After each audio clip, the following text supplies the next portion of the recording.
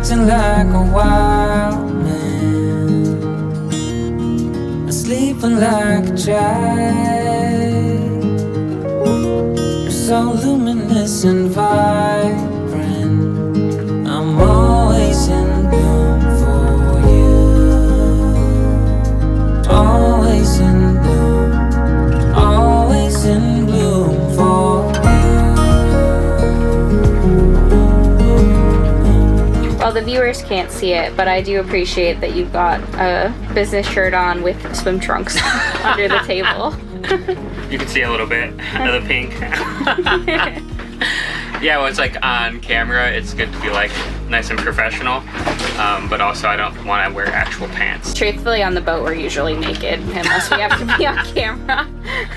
It's funny, like the boatyard, the boat community seems very comfortable with like just being in your underwear or naked, just like out and about. How do we make money to live on the boat? I do like security engineering, like cloud security engineering, compliance engineering, basically just like security in the tech world. It's okay. It's not my life's passion. What's your life's passion? Underwater photography of sea turtles, but I haven't gotten to do it yet, so. We'll get you there. I mean, we have a boat now, and we have camera equipment. We're coming dangerously close to fulfilling our dreams. I do mostly work just from a laptop, but that's kind of been par for the course for like the last 2 years. Originally, when we got on the boat, we just used like 5G cell signal, but now we set up Starlink. I say set up Starlink, it's like a little generous. We've been using our Starlink for a couple of days now, and the constant cutting in and out as it like readjusts itself is driving me a bit bananas. So we're gonna finally like just drill a hole in this thing and unplug the motor and see if we can get it to still work. If you didn't catch that, Starlink has been great, but because it has a built-in motor to auto-adjust itself, it can make taking video calls over the internet kind of choppy, especially being out on the water where we are moving constantly. After doing some research online, we decided to give disabling the motor a try. Because the motor will be disabled, we want to get it as straight as possible so it can sit flat and not be stuck on an angle. Okay, so I think that's like pretty as 90 degrees as we're gonna get it, with it just trying to YOLO itself up and down. You like close one eye, it's like fine. Sitting like over here, I think it looks pretty okay. Looks pretty flat. Looks flat enough. What's a couple degrees between friends, you know what I'm saying? Everybody says that it's about 5 inches right here on each side, and that should get us close enough to be able to unplug the motor. So now we're just gonna make a hole in our brand new Starlink. Yeah. Right there. X marks the spot.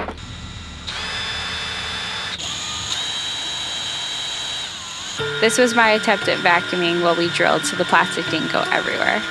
This took us about 10 minutes to get through, and when we finally broke through, we scratched the board.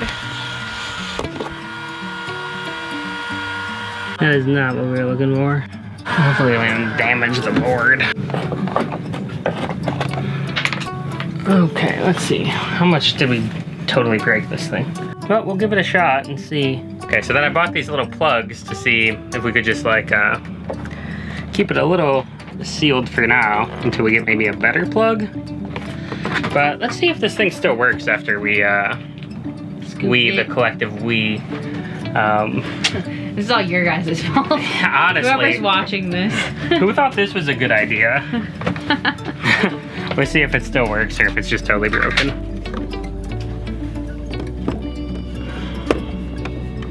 Okay, it is powering on. Searching for satellites. Establishing a connection. Oh my god, don't look at my phone battery. Embarrassing, dude. Disconnected, uh-oh. It might be, this thing's always kind of like that. Starlink connected. Did it work?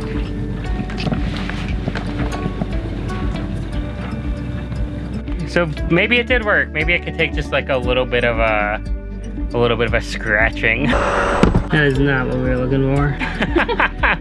Here's a $600 oops. We'll just put this in the cable gland for now. It's called a hatch. The plan is to run it right here because this guy's not being used. But that means I gotta crawl into here and then reach all the way over here And I think I need to widen that hole a little bit, and we just saw how that went. I'm sure it'll be fine. But yeah, I mean, it's been working fantastic. We dropped like very minimal packets. That's nerd talk. For our video calls go super well.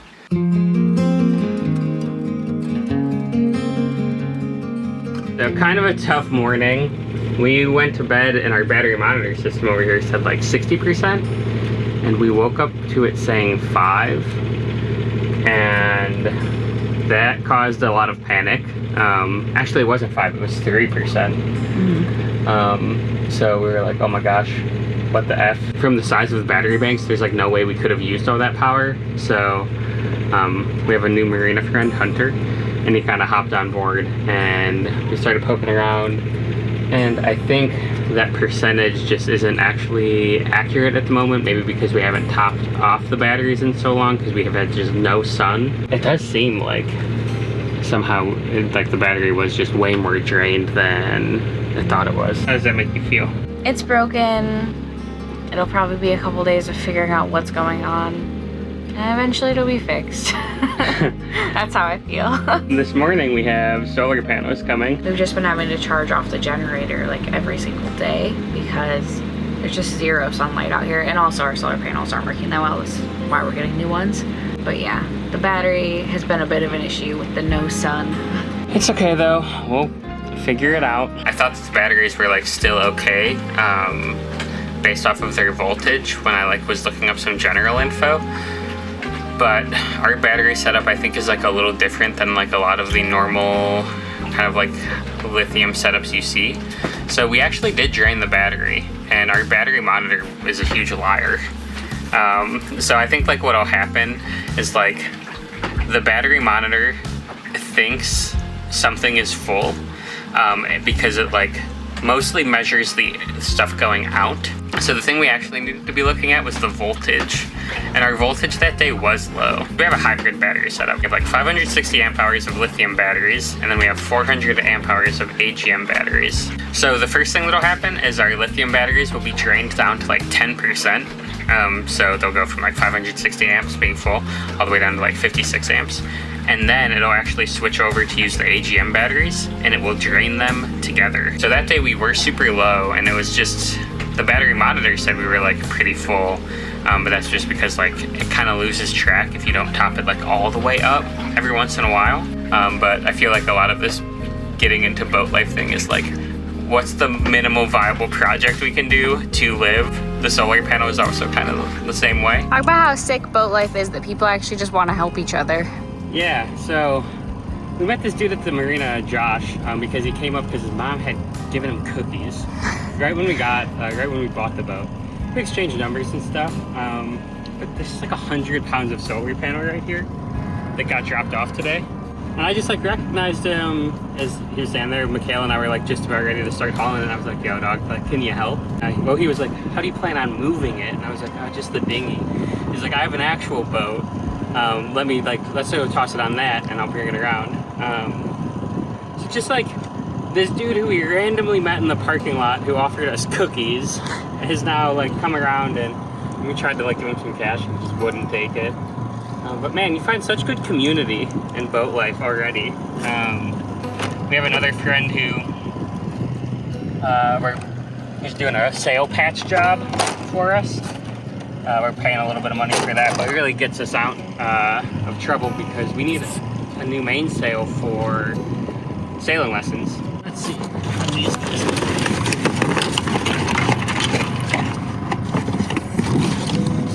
The 3 solar panels up on our davits are 200 watt panels. We should have 600 watts plus the 315 watt panel up on our hardcover. However, right when we were buying the boat, the previous owner realized that 2 of the solar panels were not fully working and needed to be replaced. First step in replacing the panels was getting the old ones down. Patrick prepped for this by disconnecting all the wires the night before while the sun was down and there was no power going to them. We were on a time crunch for this project because we had a captain coming aboard for sailing lessons. Not only did we want them up because we were struggling to get enough power with the 2 broken ones, but the new panels were sitting in the living room, taking up all of the space. To replace the 3 panels, we bought 2 400 watt panels. First, we brought the new panels up to the front of the boat so we could figure out how we were going to connect them to each other once we got them up on the davits.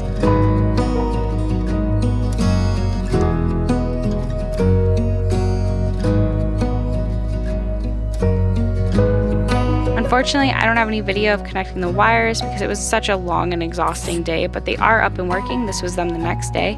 With the two 400 watt panels and the 315 watt panel on the hardcover, we now have 1,115 watts of solar. You run off solar power like 90% of the time and have like some backup stuff for when there's no sun. What's the backup? What's the backup? Yeah, when we don't have sun, how do we get power? I make Michaela run on a hamster wheel. It's true. We have like a little Honda generator, like a Honda Power 2000 or something like that, and that'll give us like 20 amps an hour, which is like maybe 30, but like not a ton. And we can also run the engine, but we try not to run the engine and just idle it. That'll give us like 60 amps an hour. On like sunny days, we usually get like 50 amps just from solar. So by the time it hits like 1, 2 o'clock in the afternoon, like we're pretty topped off battery wise. Another thing Patrick got done was replacing the exhaust hose.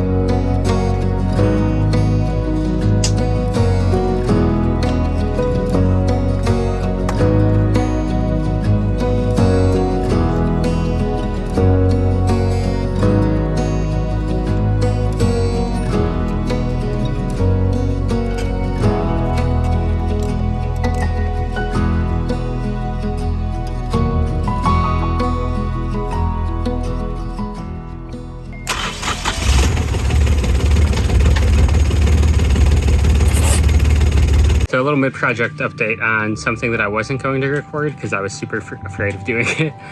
But it's actually going super well. So I'm gonna go ahead and share what's going on. There's like a screw thing that goes in, I think, the engine oil gearbox. And that was all well and good, except the one I had it had like the cap attached to this, but the threads broke off inside of the little thing. I'll show you right now. So I talked with a friend and he was like, you could probably just use like a hand impact, hammer a screwdriver, like a flathead screwdriver in there, and then untwist it. Luckily it seems like it's so loose in there that we don't even have to hammer.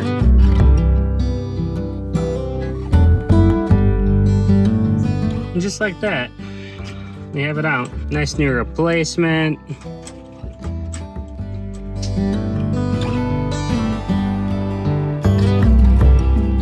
And just like that, it's like having a whole new engine bay, new exhaust, new gear oil cap.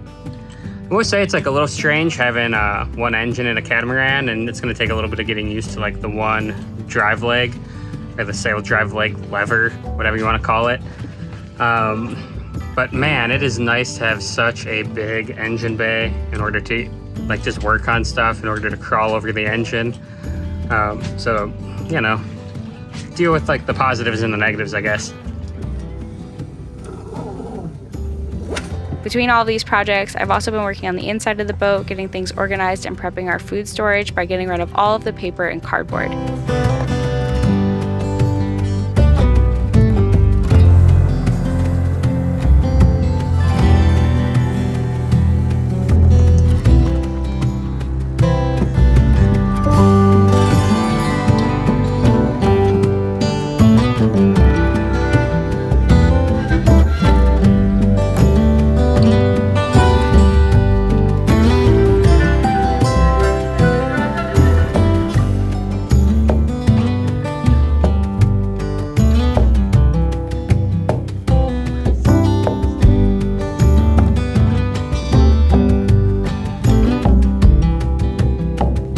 One last thing we did was install a new TV. The old one had a broken HDMI port, so we couldn't plug anything in, it just wasn't working very well. So for us, it was worth it to just get a new one.